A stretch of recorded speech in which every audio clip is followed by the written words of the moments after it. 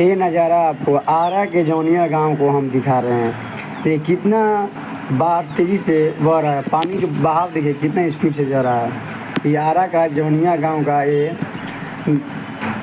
दृश्य आप ये देख सकते हैं घर कि कितना ये टूटा हुआ है और पानी का बहाव बहुत ज़्यादा तेज़ है। देखिए पेड़ पौधा जो भी है देखिए सब इसे बह चुका है पूरा। ये देखिए जो यहाँ से बांध टूट गया है जिसके द्वारा पानी गांव के अंदर जो घुस रहा है, इसी के द्वारा पानी गांव के अंदर घुस रहा है।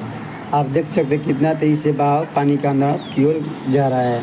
यहीं का बांध टूटने के कारण गाँव में ही पानी अब घुस गया जो बहुत ज़्यादा तेज़ी से बाढ़ अंदर गांव के घुस। देखिए अंदर गांव के घुस रहा है। देखिए वहाँ से लोग पानी में आ जा रहे हैं, जिससे यहाँ से गांव का पूरा स्कूल की तरफ पानी जा रहा है। यहाँ से वो बांध टूटने के कारण वहाँ से पूरा पानी आगे की ओर जा रहा है। देखिए आप लोग खड़े हुए हैं।